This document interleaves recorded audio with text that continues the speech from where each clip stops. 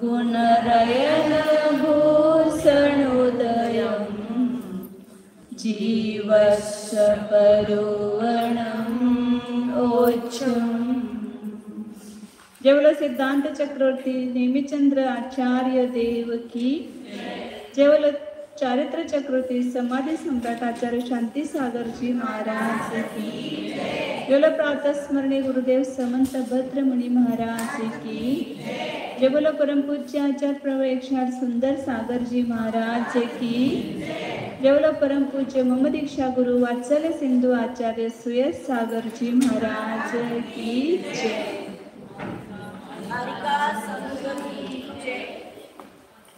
पर्याप्ती अधिकार आपला चालू आहे। त्या पर्याप्ती अधिकारामध्ये आपण पाहिलं होतं पर्याप्ती किती आहे।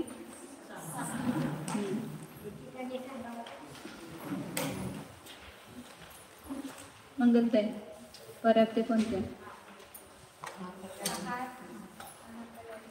बघू नका समोर माझ्याकडे बघा। हां हां हळूहळू बघायला लागते। हां मिनट सांग।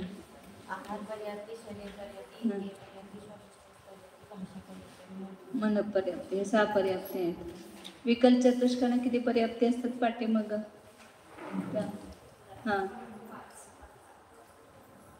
सांगा की नाही ह्याला म्हटलं उज्ज्वलताईंच्या हां बहीण 5 पर्याप्ती आणि एकेंद्राने किती असतात।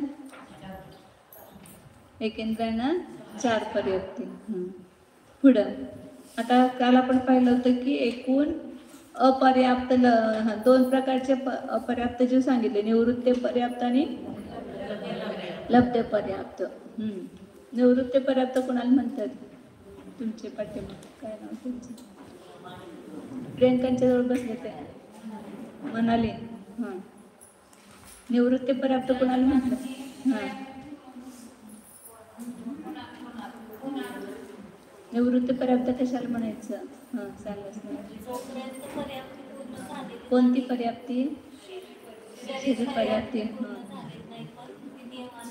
होणार आहे म्हणजे याला पर्याप्त नामकर्माचा उदय आहे परंतु शरीर पर्याप्ती पूर्ण झाली नाही तोपर्यंत त्याला निवृत्ती पर्याप्त म्हणतात। आणि लब्ध पर्याप्त कशाला म्हणतात तेच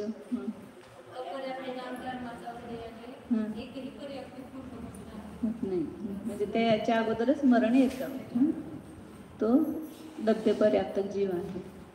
एकूण लब्ध पर्याप्त भाव लगातार झाले तर किती होतात राजश्री काकी कोणाचे 8 पाठीमाग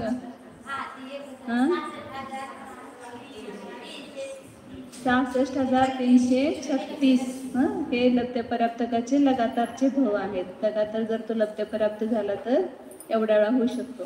त्यामध्ये एकेंद्राचे भाव किती सांगितले इकडं सरोजिनी काकी। हां मग प्रत्येक एकेंद्राचे किती भेद केले 11 भेद 11 आणि प्रत्येक एकेंद्रियामध्ये किती सांगितले पाठीमाग रेवती काकींच्या जवळ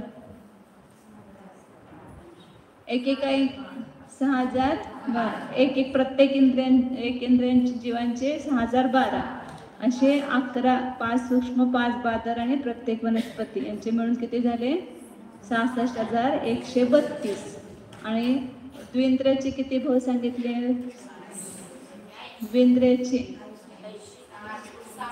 24 कुठले आहेत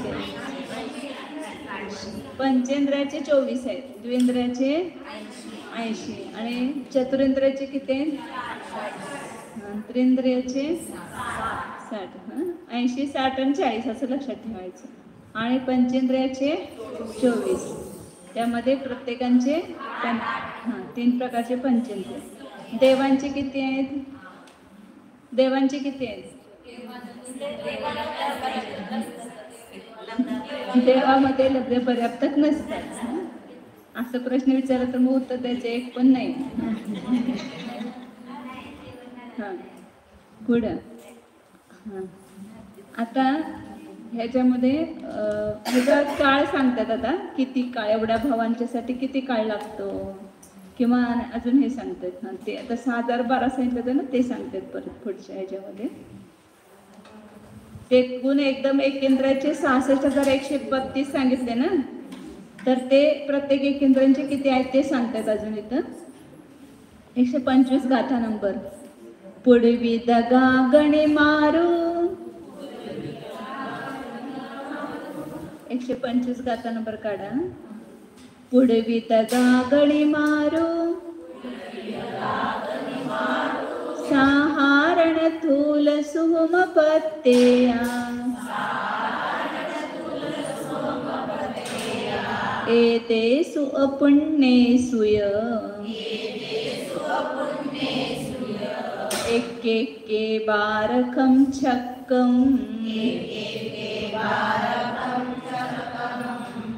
पुढवी दगा गणी मारू, साहारण थूल सुम पत्तेया, एते सुअपुण्ये सुय, एके बारखम छक्कम. पुढवी इदग म्हणजे ते उदक त्याच्यामध्ये घ्यायचं. अग्नी मारू वळी लायचं. पृथ्वी, पाणी, अग्नी आणि मारू म्हणजे वायू आणि साधारण वनस्पती, या प्रत्येकांचे भेद किती स्थूल आणि सूक्ष्म म्हणजे किती झाले एकूण. काल आपण लिहिले होते सगळे पण आता लिहित नाही. पृथ्वी, पाणी, अग्नी, वायू आणि साधारण वनस्पती या प्रत्येकांचे बादर आणि सूक्ष्म, आणि प्रत्येक वनस्पती 11. एदेसु अपुण्येसूय ह्या अपर्याप्तामध्ये एकेकामध्ये 12 आणि पृथ्वी, पाणी, अग्नी, वायू आणि वनस्पती साधारण वनस्पती, प्रत्येकामध्ये प्रत्येकाचे काय करायचे बादर आणि सूक्ष्म.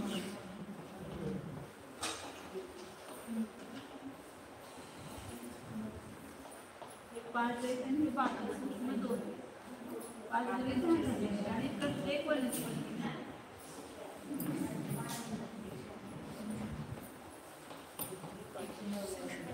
असे एकूण 11 झाले. नाही बादर सूक्ष्म 2 केलं, 5 दोन्ही 10 आणि हे 11.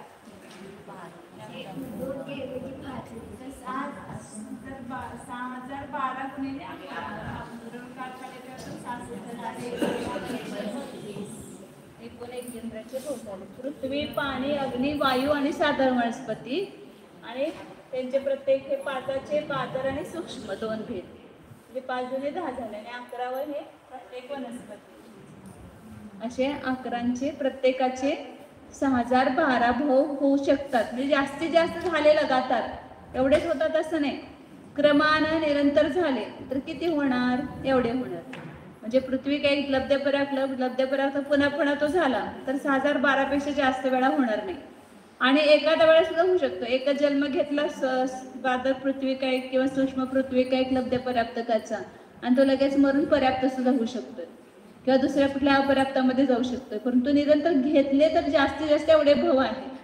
आणि पुन्हा सोडून सोडून मध्ये मध्ये गॅप ठेवून अनेक भाव होऊ शकतात, परंतु निरंतर त्याला भावस्थिती म्हणतात. म्हणजे निरंतर जर ते भाव प्राप्त झाले तर किती होतील 6012 होतील, ह्याच्यापेक्षा जास्त होणार नाहीत एकेकामध्ये. आणि सगळ्यांचे मिळून 66,132 एक केंद्रामध्ये होणार. नाही पृथ्वीमधून पृथ्वीच झाला लगातार तर 6012 वेळा होणार.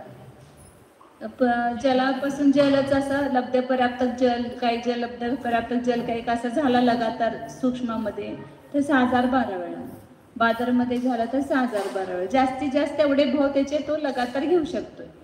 त्यामध्ये जगाने कमीत कमी 1 भाव पण घेऊ शकतोय, 2 पण घेऊ शकतोय, 3 पण घेऊ शकतोय. 6012 पर्यंत सगळे भजनीय लावा तर 1 पासून 6012 पर्यंत भाव कोणी पण घेऊ शकतात. जास्तीत जास्त 6012 पेक्षा ते 6013 वेळा होणार नाही तो पृथ्वी काही लब्धपर्याप्त. हा मध्ये गॅप सोडून पण होऊ शकेल. पुन्हा दुसरा भाऊ कुठला पृथ्वी कायकातून जलकायकमध्ये गेला आणि पुन्हा पृथ्वी काही झाला तर पुन्हा तो घेऊ शकतो भाऊ. परंतु हा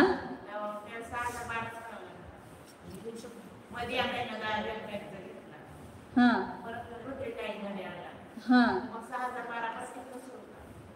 हा परंतु 66,336 भावाच्या पेक्षा जास्त एक लगातार होणार नाही. मध्ये पर्याप्त भाव घेतला तर आणि तेवढा वेळ होऊ शकतो. परंतु अपर्याप्त लगातार भाव घेतले तर एवढेच होणार. पुन्हा पर्याप्त पुन्हा अपर्याप्त अनेक वेळा होऊ शकतो. परंतु सलग जर झाला अपर्याप्त तर एवढ्या वेळा होणार, त्याच्यापेक्षा जास्त वेळा होणार नाही. ते मनुष्याचे पण सांगतात की 48 भाव ते निरंतर भावाची संख्या आहे. 48 वेळाच मनुष्य होता असा नियम नाही. लगातार जर मनुष्य मनुष्य मनुष्य मनुष्य झाला तर तो 48 वेळा जास्तीत जास्त होऊ शकतो, त्यापेक्षा जास्त वेळा होणार नाही असं आहे. पुढे आपण आता ते झालं हे संख्या सांगितली लब्ध पराप्तक भावांची. आणि हे सगळे लब्ध पराप्तक भाव किती काळामध्ये होतात? अंतर्मुहूर्त काळामध्ये. आणि आता अंतर्मुहूर्त काळ म्हणजे किती आहे तो? तर सांगितलं की एक शूद्र भावाचा काळ किती आहे? श्वासोश्वासाचा 18वा भाग. आता वैराशिक करूया आपण 3-4. आणि श्वासोश्वास कशाला म्हणायचं? की जो आळस रहित धनसंपन्न म्हणजे काही दुःख वगैरे नाही, कष्ट नाही ज्याला, आणि निरोगी आहे अशा माणसाचा जो श्वास त्याला काय म्हणायचं? एक श्वासोश्वासाचा तो काळ. आणि अशा माणसाच्या 3,773 उच्छ्वासांचा काय होतो? एक मुहूर्त होतो. एका मुहूर्तामध्ये किती श्वासोश्वास होतात? एक मुहूर्ताचा आपला मिनिट किती होतो? 48 मिनिट. आणि यामध्ये उच्छ्वास किती होणार? श्वासोश्वास जास्तीत जास्त कुणाचे? परंतु निरोगी, आळसरहित आणि धनसंपन्न अशा व्यक्तीचं, म्हणजे याला कष्ट वगैरे नाहीत अशा व्यक्तीचा तो घ्यायचा श्वास. तर त्या माणसाचे ह्या एवढ्या काळामध्ये 3,773 एवढे उच्छ्वास होतात. एका मिनिटात 48 मिनिटात.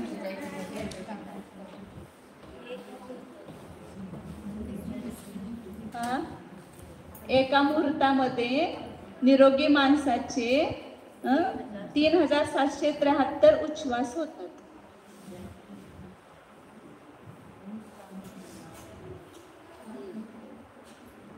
आणि एक शूद्रभावाचा काळ या लब्धपर्याप्त. शूद्रभाव म्हणजे लब्धपर्याप्तकाचा काळ सामान्यपणे सांगितला जातो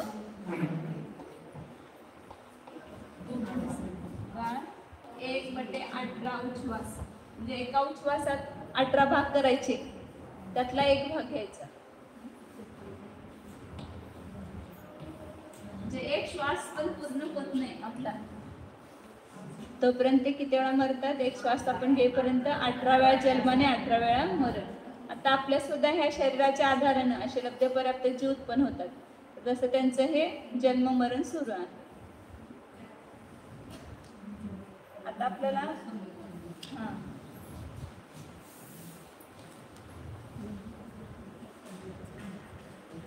लब्धपर्याप्तक समूर्षणच असतात ना नियमानं.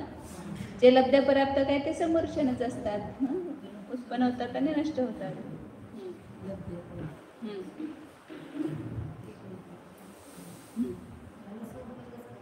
हा आता इकडे लक्ष द्या. काय सांगितलं? एका भावाचा काळ हा सांगितला. एक बघिले 18 उच्छ्वास.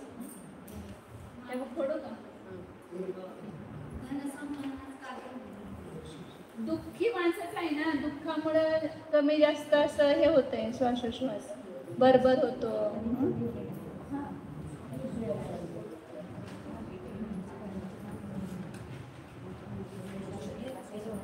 आता इथं आपण त्रैराशी करायचंय. त्रैराशी मध्ये 3 गोष्टी असतात.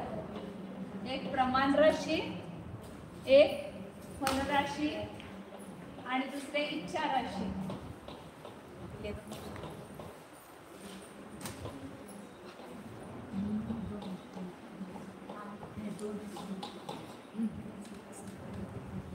गणितामध्ये येतात ना, 10 रुपयाला एक आंबा, तर 100 रुपयाचे किती आंबे, किंवा एका आंब्याची किंमत 10 रुपये, तर 50 आंब्याची किंमत किती, असं वगैरे. तसं हे प्रमाण हे करायचं. आता एका भावाचा काळ किती सांगितला? 1/18 उच्छ्वास. आणि इथं किती लगातार भाव होतात? 66,336 भाव जर लगातार होतात, तर यांचा काळ किती?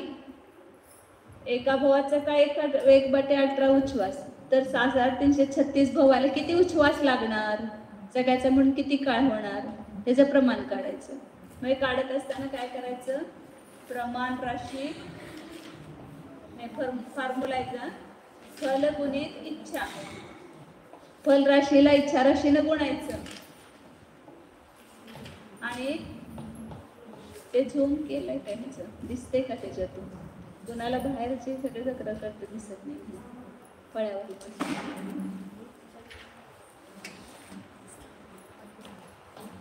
प्रमाण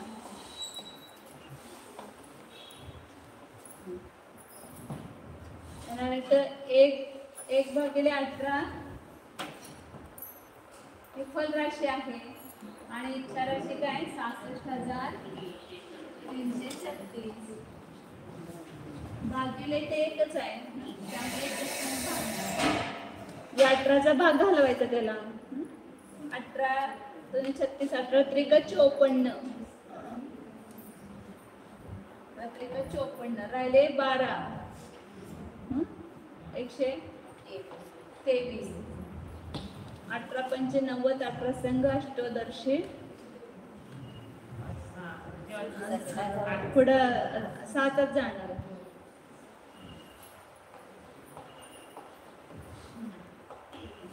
ते 13तून 8 गेले 5, 1 2 गेले 1 0 15. आता तिथून 3 घ्यायचे, 9च जाणार नाही. 18 ते 44 18 ते 44.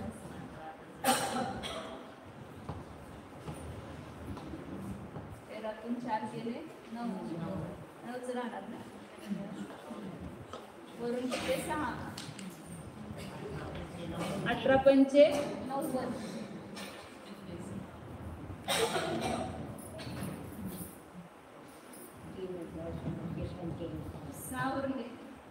3685 उच्छ्वास. आणि किती वर शिल्लक राहिला? 6/18 म्हणजे 1/3.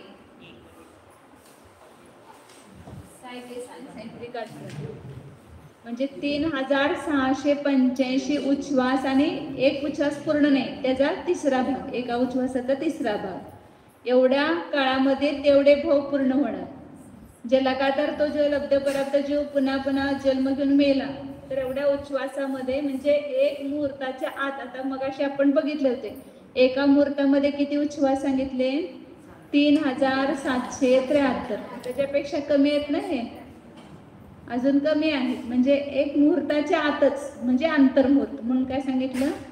एक मुहूर्ताच्या आतच ते सगळे भाव पूर्ण होणार. म्हणजे एका भावाचा काळ पण आंतरमुहूर्त तो छोटा, श्वासोश्वासाचा 18वा भाग, आणि सगळ्या भावांचा काळ मिळून सुद्धा आंतरमुहूर्त, म्हणजे आंतरमुहूर्तामध्ये सगळे भाव पूर्ण होणार. आंतरमुहूर्त मुहूर्ताच्या आत, त्याला आंतरमुहूर्त म्हणायचं ना.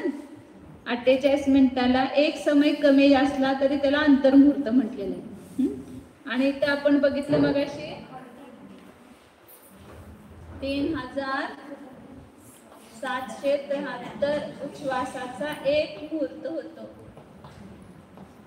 म्हणजे अजून किती कमी आहे बघायला? 3685 1/3 2/3 राहणार, आणि इथलं 1 जाणार इकडं.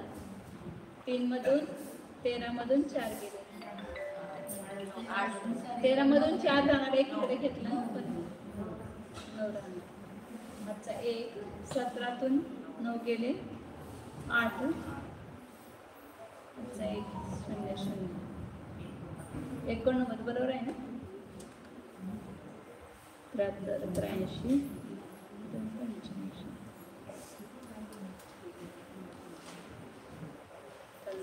85 15 आणि 73 88 होतात 88 ही वर एक बटे 3 म्हणजे 2/3 आहे म्हणजे अजून 89 उच्छ्वास आणि 2/3 उच्छ्वास जोडल्यावर मग ते मुहूर्त पूर्ण होणार 3685 उच्छ्वास आणि 1/3 उच्छ्वासामध्येच काय झाले सगळे भोग पूर्ण झाले जे एका अंतर्मुहूर्तामध्ये त्याचे सगळे लब्ध पर्याप्त भोग पूर्ण होतात म्हणून कधी पण अपर्याप्तकाचा काळ घेतला तर तो अंतर्मुहूर्तच घेतात किती पण भाव झाले एक झाला तरी अंतर्मुहूर्त तो छोटा अनेक भाव झाले तरी अंतर्मुहूर्त आणि सगळे लब्ध पर्याप्तक लगातार भाव झाले तरी अंतर्मुहूर्त अशा प्रकारे हे सांगितलं आता इकडून काढू आपण किती भाव होतात हे काढायचं हे काळाला 3685 उच्छ्वास आणि 1/3 उच्छ्वास आता त्रैराशिक बदलायचं इथं 1/18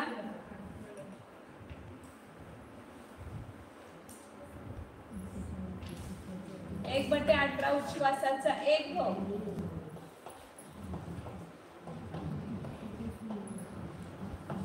तर एवढ्या उच्छ्वासामध्ये किती भाव होणार ते प्रमाण येणार म्हणजे उलटीकडून काढलं 3685 भागिले 1/3 म्हणजेच हा काळ आता आपण तेवढ्या भावांचा काळ काढला तेवढ्या काळामध्ये किती भाव होणार ते दुसरीकडनं त्रैराशिक केलं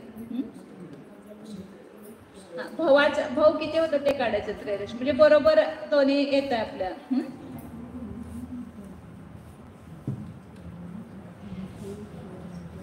म्हणजेच हे 3685 1/3 म्हणजेच किती आहेत 66,336 भागिले 18 आहेत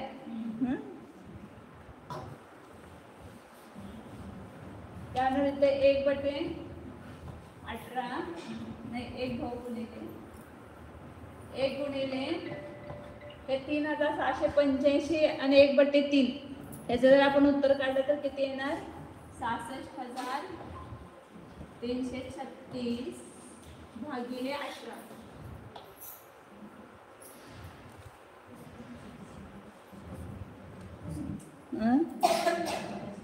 आता आपण केलं होतं ना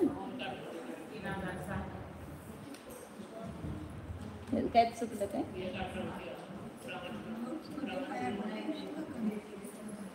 ते करायचं प्रमाण राशीनं भागायचं आपण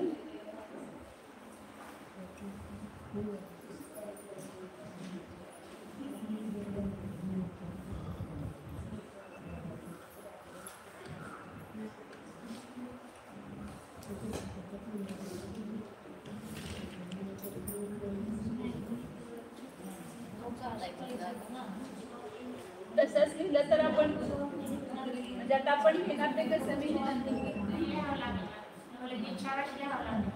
3685 1/3 भागिले 1/18 18 नाही 1/18 मग हा 18 काय होणार वर गुणिले होणार जिथं भागाकाराचा भागाकार असतो तो राशीचा गुणकार असतो मग 3685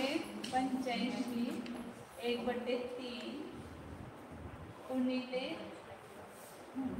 वर येणार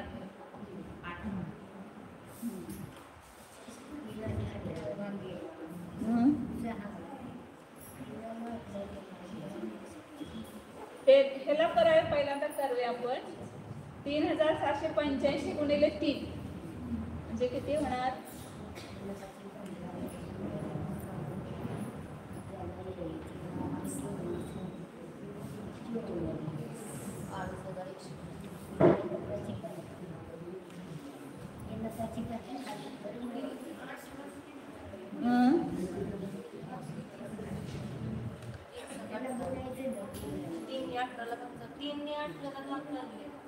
म्हणजे आता ह्या आपल्याला हे जे आहे ह्या संख्येला 18ने गुणायचं.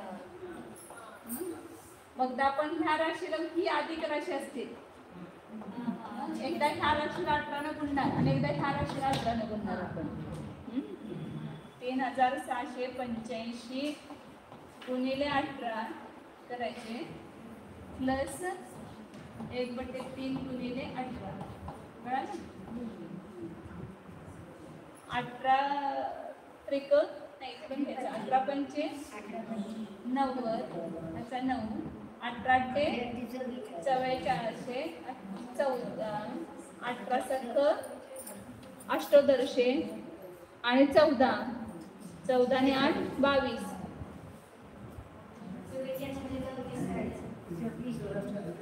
14 आहेत नाही का? एक मिनिट थांबा. 18 पंचे 90 0 हजार 9.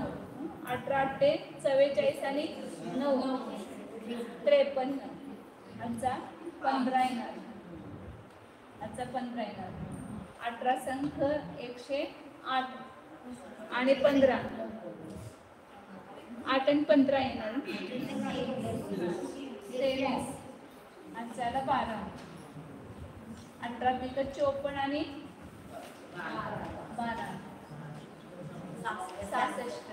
66,330 आले आणि अधिक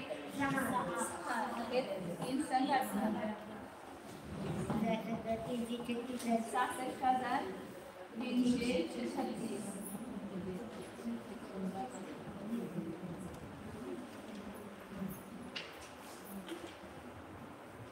म्हणजे आपण एका उच्छ्वासामध्ये एक भाव होतो तर एवढे उच्छ्वासामध्ये किती भाव होतील?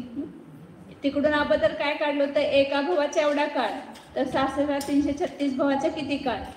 आता इकडून काढलं की एका भावा 1/18 उच्छ्वासाचा एक भाव, तर 3685 उच्छ्वासाचे किती भाव? जे दोन्हीकडनं आलं ते उत्तर. आता अजून काढायचं. आता एका भावाचा किती काळ आहे हेच त्रैराशिक उलटून करायचं. हाय सगळं नोट्स मध्ये. नोट्स काढा, त्याच्यामध्ये आहे सगळं. नोट्सचं पान नंबर सांगा.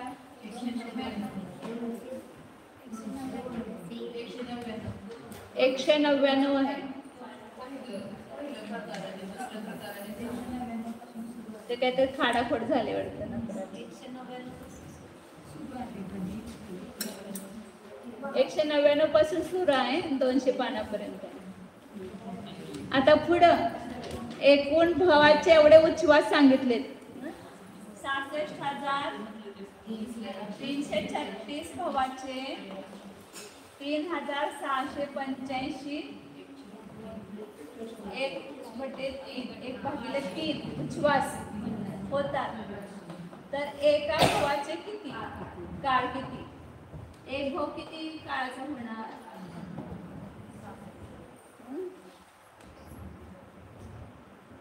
ते सगळं कडनं काढतायत फक्त एवढंच आपल्याला माहिती आहे, परंतु ते त्रैराशिक करून दाखवले त्यांनी गणितानं. मग 66 तर काय करायचं? फल गुणिले इच्छा. फल काय आहे? 3685 1/3 गुणिले एकच येणार आणि भागिले 66,336.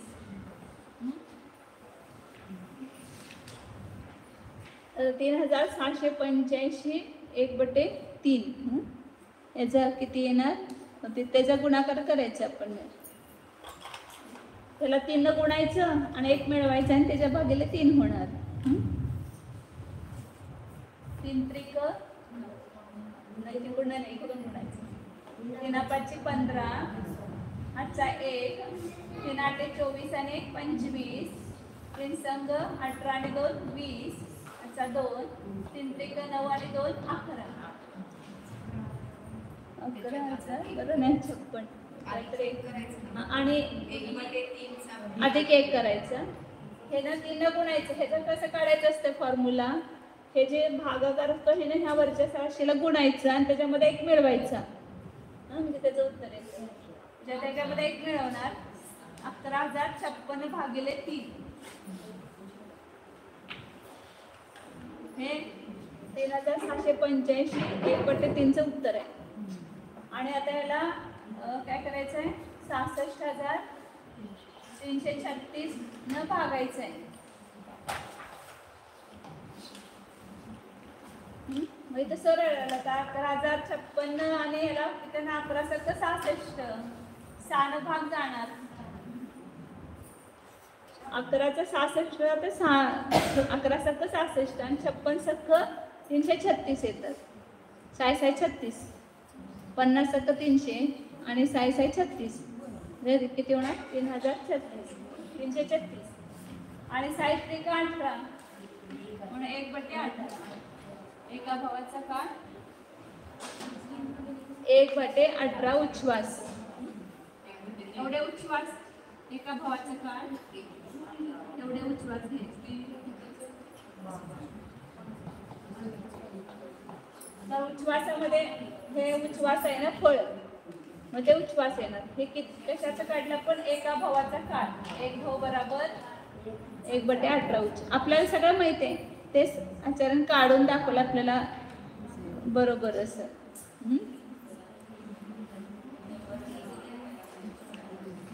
आता चौथं त्रैराशिक. याच्यामध्ये काय विशेष जास्त अवघड असं समजून घ्यायचं नाही. पहिल्यांदा तेवढ्या भावांचा किती काळ काढला, किती उच्छ्वास होणार, एवढ्या उच्छ्वासामध्ये किती भाव होणार, आणि एवढ्या उच्छ्वासांचे एवढे भाव आहेत तर एका भावाचा किती काळ आहे. आता एवढ्या काळाचा किती भाव होणार ते चौथं त्रैराशिक केलं याच्यामध्ये.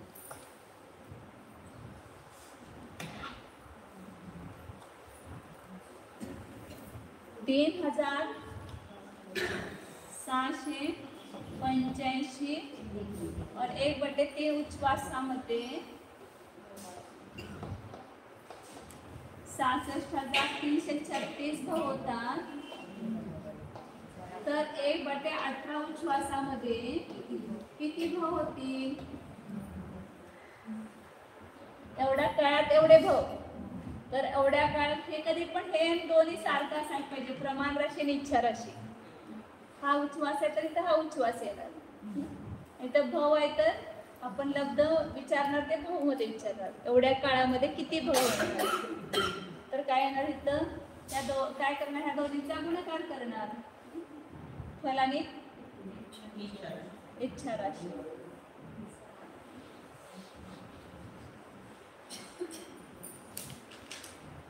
$66,336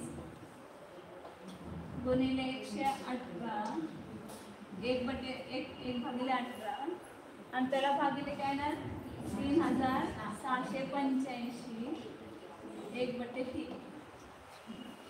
आता आपण मगाशी हे जर काढलं होतं प्रमाण 11,085 किंवा असं पण आपण काढू शकतोय. आता हे 66,336 गुणिले 18 आहे, म्हणजे ह्याच्या भागिले 18 होणार. 66,336 भागिले 18 आणि त्याला भागिले काय होणार 3,685 भागिले 1/3. आता ह्याला भागिले होणार 3,685. आता आपण ह्याचं उत्तर काढलं तर मग अशी आलं होतं उत्तर 66,336 भागिले 18च उत्तर हे काढलं होतं 3,685. परत वेळ घालवायला नको म्हणून सांगते 1/3 ह्याचं उत्तर आलं आणि ह्याला भागिले 3,685 1/3. हे दोन्ही गेले तर काय आलं एक भाव आला. 1/18 उच्छ्वासामध्ये एक. त्यात पक्क काय काय लक्षात ठेवायचं की एका शूद्र भावाचा काळ आहे उच्छ्वासाचा 18वा भाग आणि लगातार शूद्र भाव होता 66,336. तर त्या 66,336 भावासाठी किती काळ लागतो. सगळे भाव जर झाले कुठल्या जीवाचे लगातार, पृथ्वी काय जल काय सगळं लब्ध पर्याप्त भाव त्यांनी धारण केले तर 66,336 भाव होणार. आणि ते किती काळामध्ये होणार तर 3,685 आणि 1/3 1/3 एवढ्या उच्छ्वासा काळामध्ये ते सगळे भाव पूर्ण होणार. म्हणजे एक अंतर्मुहूर्तामध्ये सगळे भाव पूर्ण होणार. म्हणजे अपर्याप्त जीव अंतर्मुहूर्तापेक्षा जास्त काळ राहू शकत नाही. लब्ध पर्याप्त किती काळ राहू शकणार? अंतर्मुहूर्त. यापेक्षा अंतर्मुहूर्ताचा कुठंच, अपर्याप्ताचा काळ कुठंच अंतर्मुहूर्तापेक्षा जास्त असणार नाही. एक भाव घेतला तरी अंतर्मुहूर्त, अनेक भाव घेतला तरी अंतर्मुहूर्तच येणार. मग हा जीव किती वेळा जाऊन आला ह्याच्यामध्ये? एक श्वास मे 8-10 बार जन्म मर्यो मर्यो दुःख भार.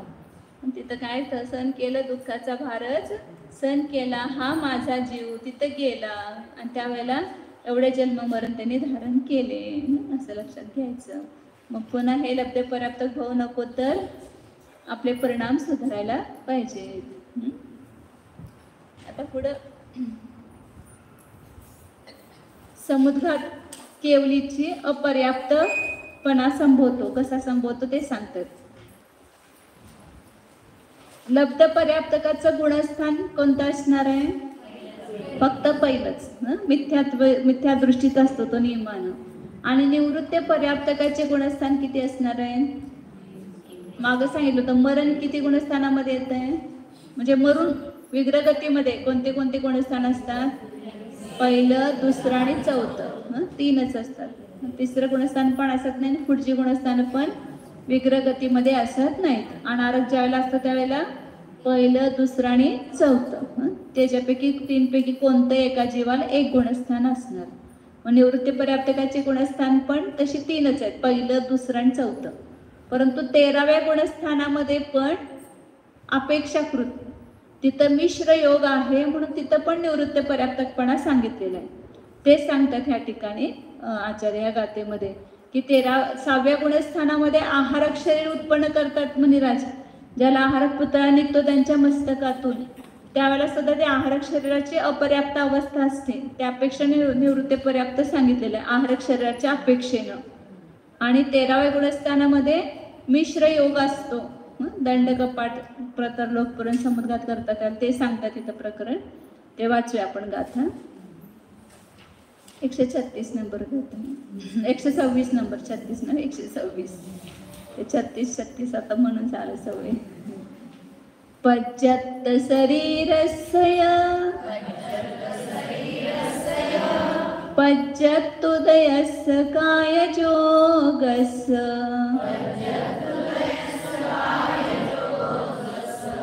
जोगिस् अपुण्यतम्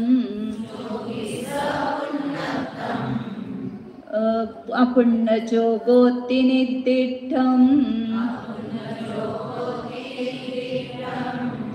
पच्यत्त शरीरस्य पच्यत्तुदयस्य कायजोगस्य जोगिस् अपुण्यतम् अपुण्यजोगोति निर्दिष्टम्. पच्यत्त शरीरस्य पर्याप्त शरीरवाला आणि पर्याप्त नामकर्माच्या उदयानं सहित आहे. 13व्या गुणस्थानामध्ये शरीर पण कसं आहे त्यांचं? पर्याप्त, संयोग केवली. 13वं गुणस्थान कोणतं आहे? संयोग केवली. तर पर्याप्त शरीर आहे, पर्याप्त काय योग आहे त्यांना, पर्याप्त नामकर्मानं सहित आहेत आणि काय योगाने युक्त आहेत. अशा संयोग केवली जोगीस म्हणजे संयोग केवलीचा अपूर्ण जोगोत्ती, अपूर्ण योग म्हणजे त्या ठिकाणी दंड कपाट प्रतरण लोकपूर्ण असे पहिल्यांदा काढूया म्हणजे लक्षात येईल तुम्हाला.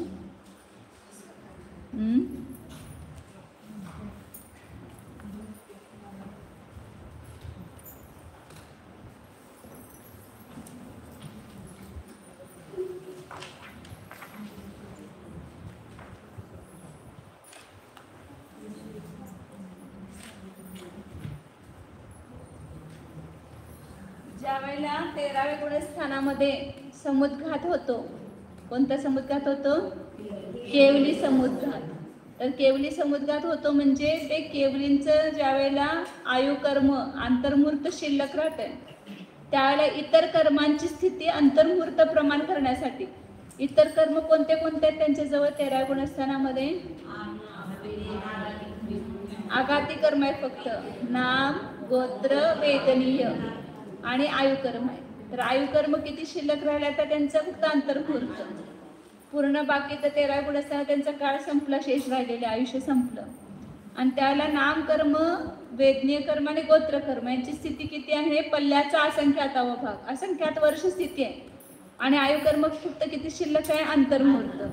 मग ते सगळं भोगून संपायला पाहिजे ना तेवढं कर्माचे काळ. पण कर्म उदयाला आल्याशिवाय मुक्ती कशी मिळणार? मग त्याच्यासाठी त्या ठिकाणी समुद्घात होतो, म्हणजे ते त्यांच्या आत्म्याचे प्रदेश पसरतात. ते प्रकरणातून पुढे आपल्याला डिटेल येणार आहे लेशा मार्गणेमध्ये, किती त्याची सगळी लांबी रुंदी वगैरे सगळं काढलेलं आहे त्या ठिकाणी. फक्त आता इथं आपण ते हे समजून घ्यायचंय प्रकरण. तर दंड, दुसरा आहे कपाट, तिसरा आहे प्रतर आणि चौथा आहे लोकपूर. त्या केवली समुद्घाताच्या ज्या क्रमशः अवस्था होतात त्याची नावे. पुन्हा काय होतंय? प्रतर, पुन्हा 6व्या समयात कपाट आणि पुन्हा दंड आणि मग मूळ शरीरात प्रवेश करतो 8व्या समयात.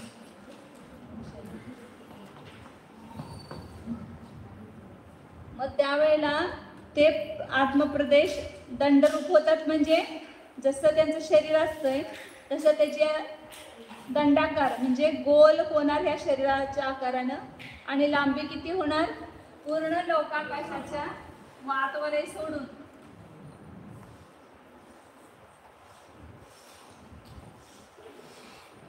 तिथं जीव असणार मध्य लोकामध्ये, बरोबर 2.5 दिपाच्या मध्यभागी कुठं पण असणार ना. आणि त्यावेळेला त्यांचं ते शरीर असेल त्याला त्या अनुसरून असा दंडाकार म्हणजे काठीसारखा आकार होणार. त्याची लंबाई जास्त आणि रुंदी आणि विस्तार तेवढ्या शरीराच्या जेवढी परिधी असेल त्याला अनुसरून होणार. त्याच्या तिप्पट वगैरे होतं असं ते आहे. बाकी सगळं ते सगळं माप मोज सगळं पुढे येईल आपल्याला. फक्त आता दंड म्हणजे असं सरळ होतो, कपाट म्हणजे असा पसरतो सगळीकडं, इकडं इकडं. ती जाडी असेल तेवढं पसरणार नाही. पूर्वाभिमुख असेल तर उत्तर दक्षिण पसरणार, उत्तराभिमुख असेल तर आता मी कुठल्या मुखाला आहे? उत्तराभिमुख. मग असं केवली बसले समजा तर त्यांच्या असे पसरणार, पूर्व पश्चिम पसरणार. मग पूर्व पश्चिम कसं आहे? लोकाकाश कमी जास्त आहे ना, तर ह्याला अनुसरून कमी जास्त होणार त्यांचे आत्मप्रदेश. पूर्ण इकडं आणि इकडं पसरणार, परंतु इथं 1 राजू, इथं 5 राजू, इथं 1 राजू, इथं 7 राजू. हे सगळं माप पुढे येणार आहे, फक्त आता समजून घ्यावं. मग आणि मग त्याच्यानंतर प्रतरूप होतं, म्हणजे पूर्ण ती जाडी आहे 7 राजूची दक्षिण उत्तर लोकाकाशाची, ते त्यामध्ये पूर्ण पसरतो फक्त वातवलय सोडून. आणि लोकपुरांच्या वेळेला पूर्ण वातवलयात पण आत्मप्रदेश, आत्म्याचे प्रदेश फक्त पसरतात. केवले आहे त्या जागेला असतात, परंतु त्यांचे आत्मप्रदेश सगळ्या लोकांमध्ये पसरतात. मग त्यावेळेला त्यांचा योग कोणता असतो? तर पहिला म्हणून त्याच्या आकाराप्रमाणे नाव सांगितलं दंड. आणि दुसरं कपाट म्हणजे काय होणार? असं पसरतो.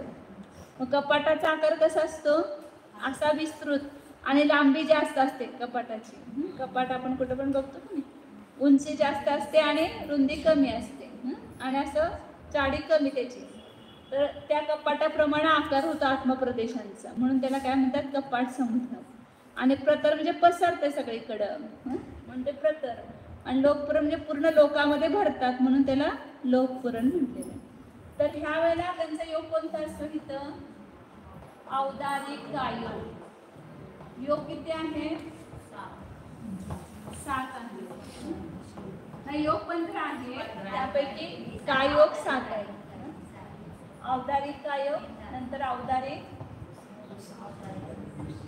मिश्र कायोग असतो. अजून तुम्हाला योग मार्गणेमध्ये इथं ह्या तिन्ही समयामध्ये कार्बन कायोग असतो. आणि पुन्हा इथं औदारिक मिश्र कायोग होतो. आणि पुन्हा इथं औदारिक कायोग. मग आता इथं बघा, ह्या औदारिक मिश्र कायोग हा अपर्याप्त अवस्थेतच असतो जीवांना. ज्याला आपण जन्म घेतो नाही, पर्याप्ती पूर्ण होत नाहीत की नाही, आपल्या शरीर पर्याप्ती जोपर्यंत पूर्ण होत नाही तोपर्यंत कोणता योग असतो? औदारिक मिश्र कायोग असतो. निवृत्ती पर्याप्त अवस्था सांगितली की नाही, तर त्यामध्ये कोणता योग असतो? औदारिक मिश्र. लब्ध पर्याप्तकामध्ये पण औदारिक मिश्र. मग हा मिश्र कायोग अपर्याप्त अवस्थेत असतो आणि केवलींची तर पर्याप्त अवस्था आहे आणि पर्याप्त नामकर्माचा उदय पण आहे त्यांना, परंतु योग मात्र कसा आहे? मिश्र कायोग आहे. आणि ह्या अपेक्षेनं केवलींना पण ह्या समुद्घाताच्या वेळेला अपर्याप्त म्हटलं. शरीर अपर्याप्त असत नाही, परंतु ह्या योग अपर्याप्त अवस्थेतला योग आहे म्हणून त्यांना काय म्हटलं? अपर्याप्त. हे कारमान योग विग्रह गतीमध्ये असतो, त्याला पण अपर्याप्तच अवस्था आहे.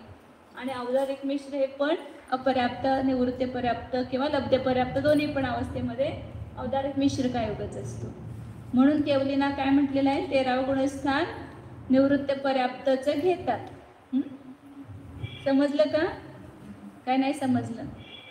काय समजलं सांगा, एक जण सांगा. मिनल बाबी सांगा.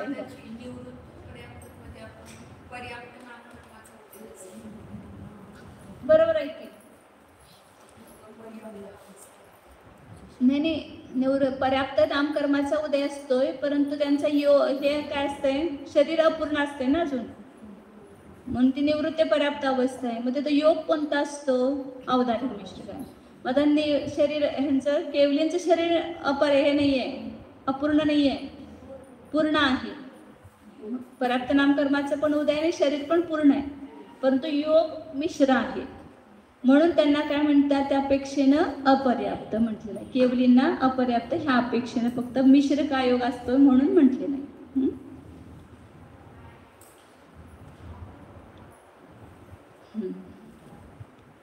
ते सांगितलं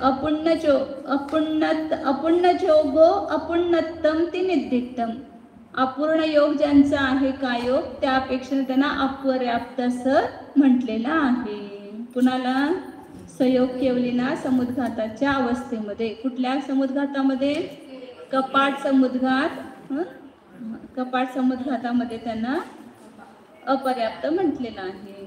आणि तसं कारमान कायोग पण अपर्याप्तच असतो, परंतु तिथं अपर्याप्त वगैरे म्हणता येत नाही म्हणून म्हटलं नाही, कारण का तिथं शरीरच धारण केलं नसतं ना. कारमान कायोग असते त्यावेळेला आहार वर्गणाच ग्रहण करत नाही, म्हणून त्याला पर्याप्त पण म्हणू शकत नाही आणि अपर्याप्त पण म्हणू शकत नाही. अवक्तव्य आहे तो.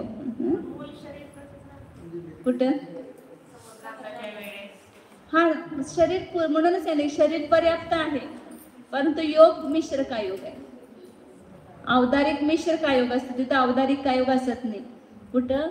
ह्या दोन कपाट समुद्घातामध्ये. म्हणून त्यांना केवलींना अपर्याप्त म्हटलेलं.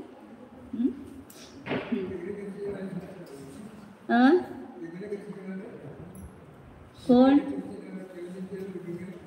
केवलींना विग्रहगती नसते, केवलींचा समुद्घात असतोय. समुद्घाताच्या वेळेचं सांगतात. विग्रहगती कधी असते? एका भावातून दुसऱ्या भावात जात असताना विग्रहगती होते. आता तुम्हाला योग मार्गाने पुढे येणार आहे. जोपर्यंत ते शरीर पर्याप्ती पूर्ण होत नाही तोपर्यंत त्याला औदारिक कायोग म्हणता येत नाही. शरीर पर्याप्ती पूर्ण झाली की मग त्याला तिथं पूर्ण औदारिक कायोग. मग पूर्वी कारमान वर्गणा ग्रहण करत होता, ज्यावेळेला विग्रहगतीमध्ये होता त्याला तो कारमान कायोगाच्या निमित्तानं योग होतो. आणि मग ज्या वेळेला शरीर धारण म्हणजे आपलं भो धारण करतो त्यावेळेला आहार वर्गणा ग्रहण करून त्याचा आहार पर्याप्ती आणि शरीर पर्याप्ती व्हायला सुरुवात होते. मग त्याला कारमान वर्गणे बरोबर आता औदारिक वर्गणा पण ग्रहण केला असा त्याचा तो मिश्र असतो योग. त्या ठिकाणी पूर्ण शरीर पर्याप्ती झाल्याशिवाय शरीर कायोग म्हणता येत नाही पूर्ण कायोग, म्हणून तिथं मिश्र कायोग म्हटलेले. कुठं म्हटलेलं आहे? शरीर पर्याप्ती पूर्ण होईपर्यंत, जोपर्यंत झालं नाही तोपर्यंत त्याला औदारिक मिश्र किंवा देवनारकींचं असेल तर तिथं वैक्रिक मिश्र, मुनींचं असेल तर आहारक मिश्र. त्या निवृत्त पर्याप्त अवस्थेमध्ये औदारिक किंवा वैक्रिक किंवा आहारक मिश्र कायोग असतो, पूर्ण कायोग नाही तिथं.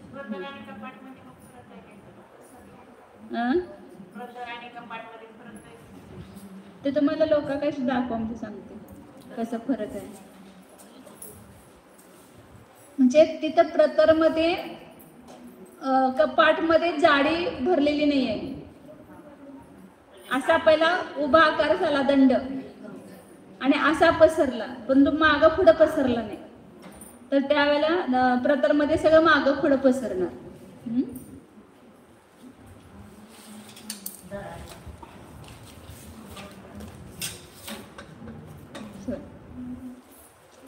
आता हा लोकाकाश आहे ना,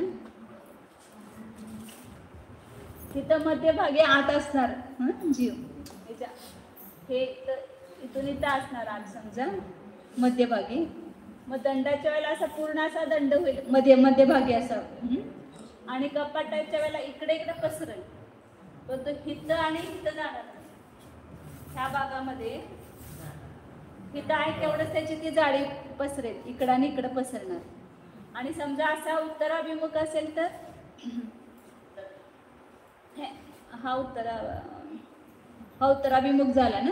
आता पूर्व पश्चिम असा पसरला आणि पाठीमागे उत्तर दक्षिण नाही पसरला. आणि जर उत्तराभिमुख असेल, इकडं तोंड असेल, तर एकच जेवढी त्याची जाडी असेल शरीराची तेवढा इकडं आणि इकडं पसरेल. परंतु हा जो जास्तीचा भाग आहे ह्याच्यामध्ये नाही पसरणार. प्रतरमध्ये तो असा सगळा मागं पुढं पसरणार. थोडक्यात असले असं बसलेला आहे तर असं पसरणार, इकडं मुख करून बसलेला आहे पूर्वाभिमुख तर इकडे इकडं पसरणार, दक्षिण उत्तर पसरणार. परंतु जाडी जी मागं आणि पुढं आहे ती पसरणार नाही कपाट समुद्घातमध्ये. लोकपुराणमध्ये पूर्ण वातवल्यामध्ये पसरणार. प्रतरमध्ये वातवलय सोडून, वातवलय पण खूप, वातवल्याने पण खूप घेरलेली आहे जागा. इकडं इकडं असे सगळे वातवले आहेत, मागं पुढं खाली इकडं सगळीकडे वातवले आहेत, दाई दिशेला सगळीकडं. कुठं प्रतरमध्ये नाही, प्रतरमध्ये कार्मण कायोग असतो. दोन्ही प्रतरमध्ये आणि लोकपुराणमध्ये कार्मण कायोग असतो. आणि दोन्ही कपाट समुद्घातामध्ये औदारिक मिश्र कायोग असतो.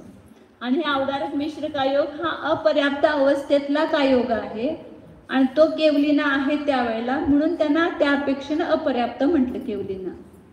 परंतु तसं बघायला गेलं तर ते पर्याप्तच आहे. आता पुढं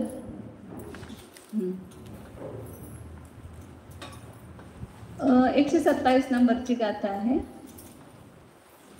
लद्दिय पुण्यो मिच्छे.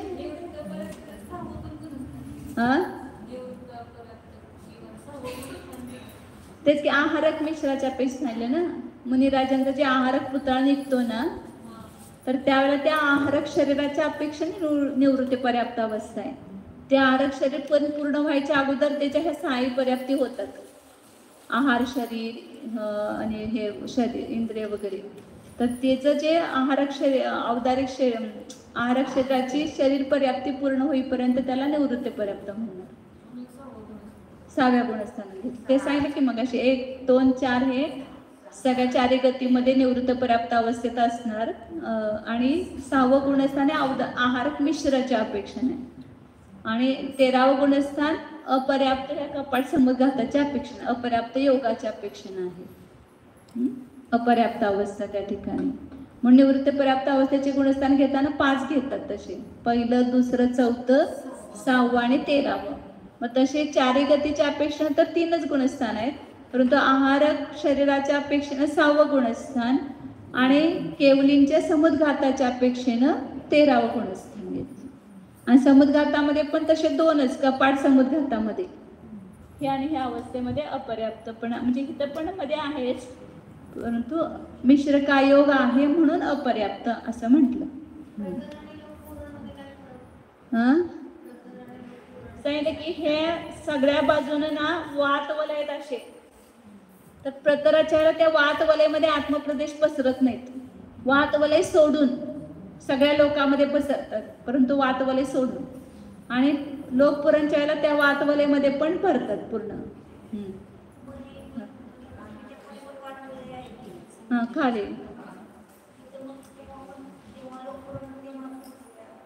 लोकपुराणच्या वेळेलाच ते खाली वर सगळ्या दिशेला खाली इकडं इकडं इकडं इकडं इकडं सगळीकडे वातवलय ते सोडून पसरते प्रतरमध्ये आणि लोकपुराणामध्ये सगळ्या वातवलयामध्ये पण जात आत्मप्रदेश. पुढे जाऊया. हां 127 गाथा म्हणत होतो आपण. लद्दिय पुण्यो मिच्छे तत्थ विविधिये चौथ सठ्ठेय निवृत्तिय पच्चत्ति तत्थ विशेषे सुपज्जति.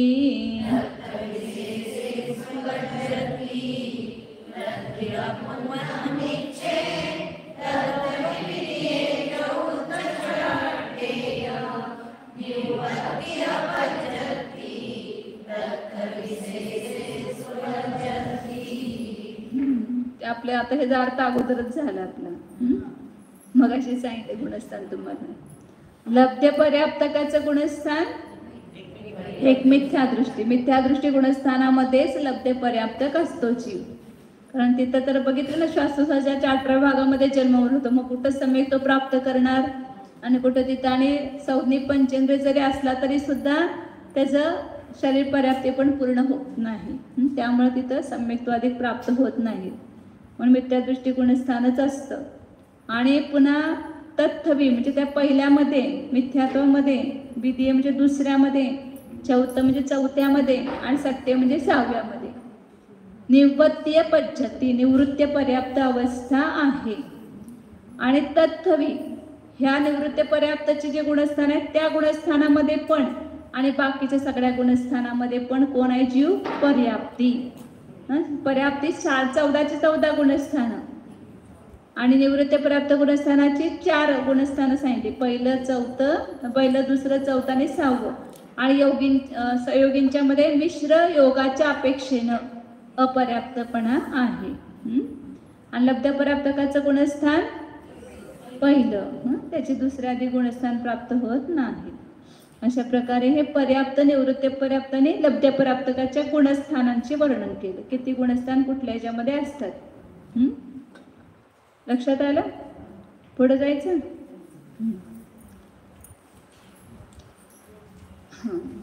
आता शेवटचीच गाथा आहे. हेट्टिम छप्पुडवीनम जोयसी वन भवन सौव इत्थीनम पुण्यदरे नहि सम्मो न सासानो नारया पुण्ये.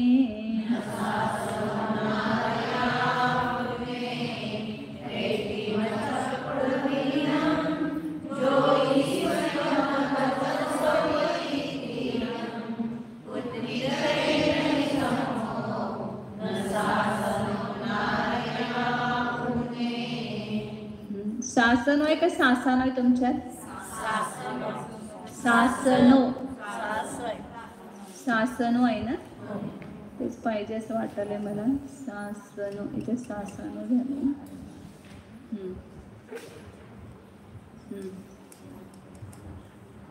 पुण्यदरे नहि सम्मो न सासनो नारया पुण्य.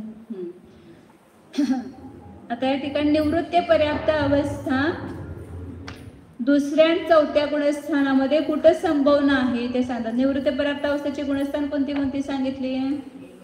पहिलं, दुसरं, चौथं, 6वं. आता त्यातलं दुसरं, चौथं वगैरे कुठं संभवत नाही ते सांगतात निवृत्ती पर्याप्त अवस्थेमध्ये. हेट्टिम छप्पुडवीनम खालच्या 6 पृथ्वी. एकूण किती पृथ्वी आहेत? 7. त्यापेक्षा आपण 7 नरक म्हणतो त्यात पृथ्वीच्या अपेक्षेनं. तर त्यातली पहिलं पृथ्वी म्हणजे पहिलं नरक सोडायचं. दुसऱ्यापासून ते 7व्यापर्यंत अशा 6 पृथ्वी घ्यायच्या. म्हणजे 6 नरक घ्यायचे. त्यानंतर ज्योतिषीय म्हणजे ज्योतिषी देव. पहिलं परवा आपण देवांचे प्रकार पाहिले होते ना. 4 प्रकार आहेत देवांचे: भवनवासी, व्यंतर, ज्योतिष्क आणि वैमानिक. त्यापैकी ज्योतिष्क, वण म्हणजे व्यंतर आणि भवन ह्या देवांच्या मध्ये सौ इत्थीन स्त्री सगळ्या घ्यायच्या. तिर्यंची स्त्री असो, मनुष्य स्त्री असो किंवा देव स्त्री असो, सगळ्या स्त्रियांमध्ये पुण्यदरे नाही सम्मो. पुण्यदरे म्हणजे अपर्याप्त अवस्थेमध्ये. पूर्णेतर म्हणजे अपर्याप्त. पूर्णाहून दुसरी म्हणजे कोणती घ्यायची? इतर अपर्याप्त. तर इथं अपर्याप्त अवस्थेमध्ये न सम्मो, न सासनो. सासाधन गुणस्थान पण असत नाही. नाही सम्यक्त्व असत नाही. फक्त सासाधन नाही असं म्हटलं नाही. सम्यक्त्व नाही. का नाही सम्यक्त्व?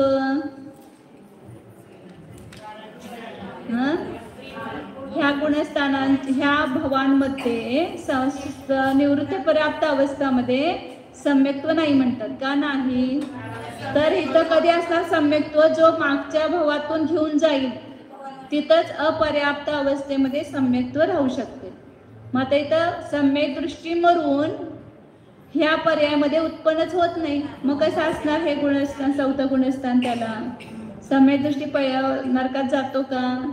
फक्त क्षायिक सम्यक दृष्टी पहिल्या नरकामध्ये जातो किंवा कृतकृत्य वेदक सम्यक दृष्टी पहिल्या नरकात जातो. दुसऱ्या नरकापासून जाऊ शकत नाही. मग तिथं गेल्यावर पर्याप्त झाल्यानंतर मग सम्यक्त्व होणार झालं तर. म्हणून तिथं अपर्याप्त अवस्थेत सम्यक्त्व असेल का? नाही. इथून घेऊन गेला तर असणार अपर्याप्त अवस्थेत. कुठं पण सम्यक्त्व असेल तर मागच्या भावातून घेऊन जावं लागेल आणि सम्यक दृष्टी मरून तो दुसऱ्या नरकापासून पुढे जात नाही. नंतर तिन्ही भवनत्रिकामध्ये भवनवासी, व्यंतरवासी, ज्योतिष्कवासी होत नाही आणि कुठेही स्त्री होत नाही. तो त्यांच्यामध्ये पण नाही, मनुष्यामध्ये पण नाही, देवामध्ये पण नाही. जे स्त्री पर्याय ही मिथ्यादृष्टीलाच मिथ्यादृष्टीच जन्मणार स्त्रीवेदामध्ये. सम्यदृष्टी स्त्रीवेदामध्ये जन्म घेत नाही. नंतर कोणतं सांगितलं? सवैतीनं एवढं. ह्या भवामध्ये तो उत्पन्नच होत नाही, त्यामुळे तिथे सम्यक्त्व असत नाही. आणि नरकामध्ये न सासनो. नारकींच्या निवृत्ती पर्याप्त अवस्थेमध्ये सासाधारण गुणस्थान पण असत नाही, कारण हा नियम आहे. याला काही तर्क नाही आहे. सासाधारण गुणस्थान घेऊन नरकामध्ये कोणीही जात नाही. कुठल्याही नरकात, 7 नरकामध्ये. इथं समजा दुसरं गुणस्थान झालं कुणाचं तर तो मरून नरकात जाणार नाही. बाकीच्या 3 गतीमध्ये जाऊ शकेल. तिर्यंच्या गतीमध्ये, देवगतीमध्ये किंवा मनुष्य गतीमध्ये. परंतु नरकामध्ये दुसरं गुणस्थान घेऊन जात नाही. हा नियम आपण लिहून ठेवायचा. तुमच्या नोट्समध्ये पण लिहिलेला असेल त्या ठिकाणी. आणि नपुसक वेदामध्ये पण तसं सम्यदृष्टी होत नाही, परंतु एक अपवाद फक्त कुठं आहे? पहिलं नरक. पहिल्या नरकामध्ये शाही सम्यदृष्टी असेल तर किंवा कृतकृत्य वेदक असेल तर नपुसक वेदामध्ये तिथं नरकामध्ये गेला. परंतु मनुष्य आणि तिर्यंच्यामध्ये सम्यदृष्टी जाणार त्याला तो नपुसक वेदी होत नाही. तिर्यंच्या आणि मनुष्यामध्ये पण कधी जाईल? जर पहिल्यांदा आयु बांधलेला असेल तर आणि नंतर त्याला क्षायी सम्यक्त्व झालं तर तो भोगभूमीमध्ये तिर्यंच्या आणि मनुष्य होऊ शकतो. आणि देव आणि नारकी सम्यदृष्टी मरून मनुष्यामध्ये येतात नियमानं. तिर्यंच्यामध्ये जन्म घेत नाही. काय काय नियम लक्षात आले? खालच्या 6 पृथ्वीमध्ये, भवनत्रिकामध्ये आणि स्त्रीवेदामध्ये सम्यदृष्टी उत्पन्न होत नाही. म्हणून तिथं निवृत्ती पर्याप्त अवस्थेत 4थं गुणस्थान असत नाही. आणि नरकामध्ये दुसरं गुणस्थान घेऊन जात नाही. एकेंद्रिय, विकलेंद्रिय आणि लब्ध पर्याप्त जीवामध्ये पण सम्यदृष्टी उत्पन्न होत नाही. आणि नपुसक वेदामध्ये फक्त पहिलं नरक सोडून इतर कुठेही उत्पन्न होत नाही सम्यदृष्टी. पर्याप्त अधिकार तसा आपला संपलेला आहे. उद्यापासून प्राण अधिकार सुरू होईल, प्राण प्ररूपणा. ह्याच्या एकदा रिव्हिजन करू थोडक्यात आणि मग पुढे प्राण प्ररूपणा घेऊ.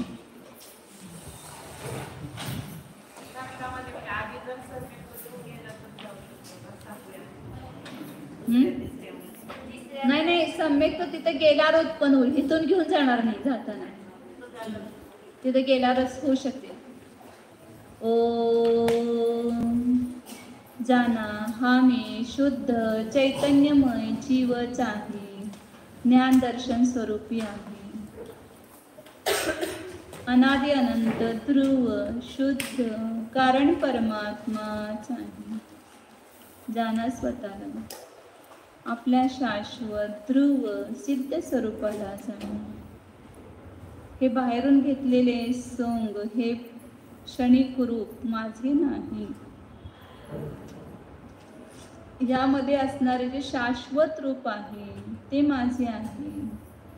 चैतन्य हे आपले शाश्वत स्वरूप आहे. अमूर्तिक चैतन्य स्वरूप ज्ञानानंद स्वरूप शुद्धोऽहम् एकोऽहम् ध्रुवोऽहम् ओम. विसर्जन बंद करा. आता पुढचा होणारा तास. नमो